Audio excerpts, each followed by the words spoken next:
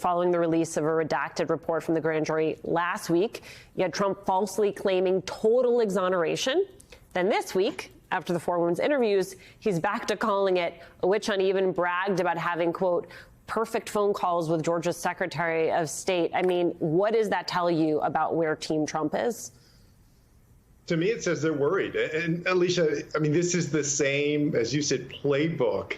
This is the same blueprint that Trump uses when he thinks he's in trouble. Muddy the waters, play the victim, say that up is down and down is up.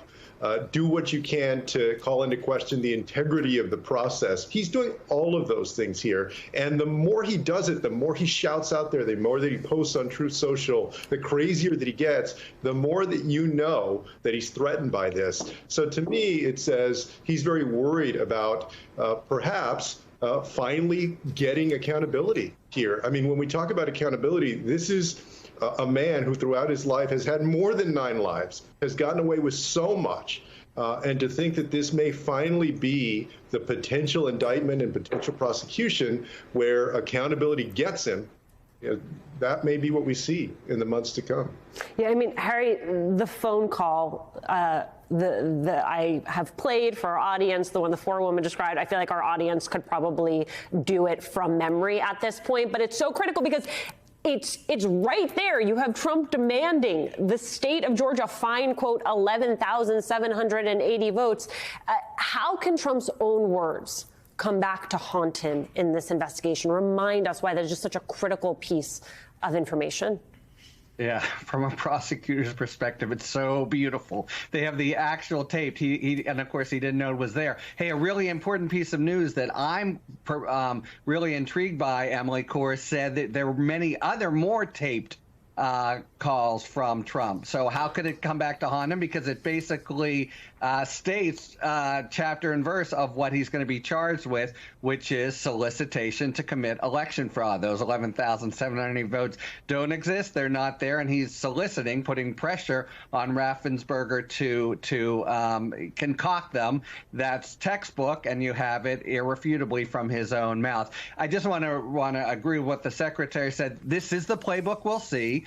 Whatever happens, one day the prosecutor will wear a brown suit instead of a blue suit, and that will just be an occasion to show it's a kangaroo court. We have to dismiss it. That is going to be the tried and true method. But, facts and law here are pretty damning.